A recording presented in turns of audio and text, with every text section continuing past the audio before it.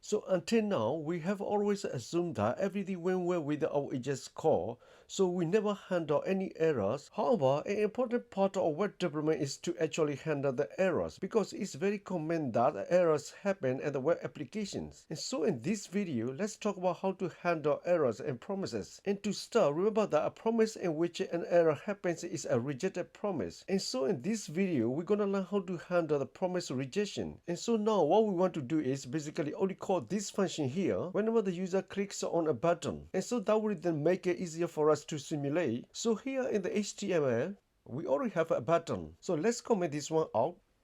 And the script here, we already have here selected as this btn. And so what we do now is btn dot add event listener, click, and then here function, and just like this. Now watch what happens when we fetch the API.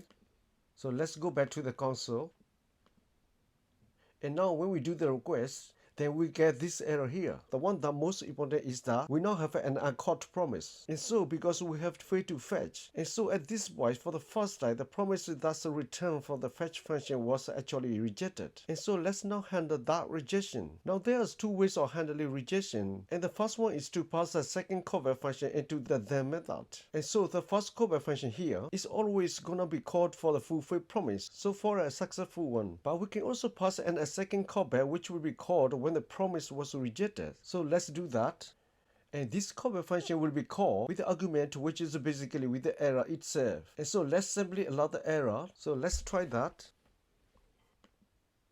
Now we are actually catching it here. And so with this, we are now handling the error that might occur in this promise here. Now in this case, there are actually no error in this fetch promise here. So basically this fetch promise was actually fulfilled. But then what if the second one here was rejected? Well, then we will also have to catch an error here. So we will have to come here, get this function and paste it here. And also handle the error right here.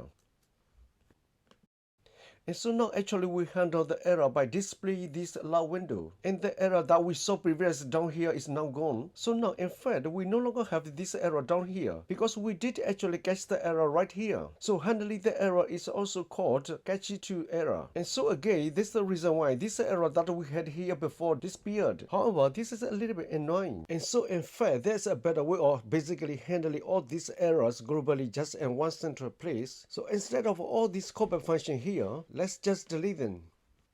So this is a lot nicer, just having one callback function in the then, and then instead of we handle all these errors, no matter they appear in the chain right at the end of the chain by adding a catch method. And then here we actually use the same callback function because the callback function here will also be called with the error object that occurred, and so then we can handle it in some way. So again, this catch method here at the end of the chain will basically catch any error that occur in any place in this whole promise chain, and no matter where that is. So error basically propagate down the chain until they are caught, and only they are not caught anywhere, then they get that uncaught error that we saw right at the beginning. So let's now try this again. Indeed, we get the same error now here. So the same allow window that we had before. Now instead of having that annoying allow window, let's just log the error to the console and create some string here. And so error, and then let's just add some emojis so that we know exactly which errors were printed by ourselves. And in fact, we can actually also start this one with the console.error. But anyway, usually simply logging the error to the console is not enough in a real application with a real user interface. So instead of just logging something to the console, so let's also display an error message for the user to see, and so that there are more real case of this catch block. So I'm adding new block here. So we still want to of course log the error to the console, but beside that, let's actually now create a function that will also render some kind of error. So let's do that outside here. I'm calling it render error. So this is a function and it can take a message. So just call it like this, and just like the country elements, we want to attach this to country container and then insert adjacent, and this time not HTML, insert adjacent text. So this is a new one, but basically it does the same thing as adjacent HTML but simply with text. So it does not create any HTML elements. And then besides that, remember we always have set the opacity back to 1. So just as we did before in the render countries function, because otherwise this container is not even gonna be visible. So let's put this right at the very top of the file, together with the render function. So just like this. So again, in both cases, in order to actually see the container, we set the opacity to 1. And so now here, let's use that.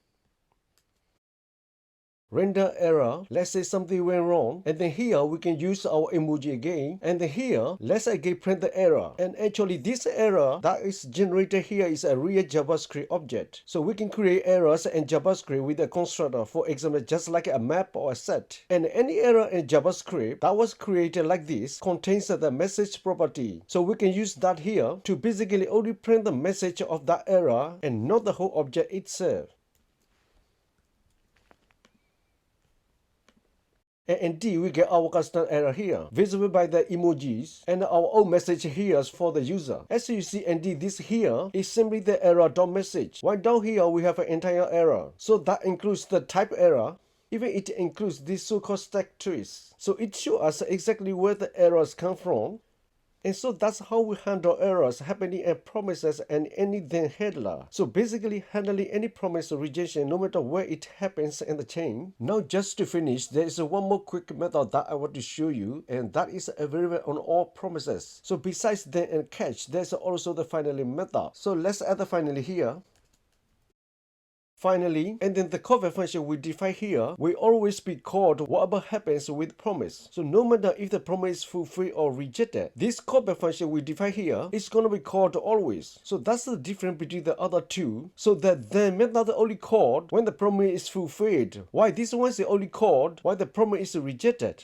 Now the finally method is not always useful, but sometimes it actually is. So we use this method for something that always needs to happen no matter the result of the promise. And one good example of that is to hide a loaded spanner like this rotated circle that you see everywhere in web applications when you load some data. So this application shows a spanner when an asynchronous operation starts and then hide it once the operation completes. And that happens no matter if the operations was successfully or not. And so for that, to finally method is perfect. In our case, what we always need to do is to fade in the container. So basically this part here always happens no matter what. So no matter if we render the country in the case of success, if we render the error in case of an error, no matter what, we always need to do this. So let's take out this here.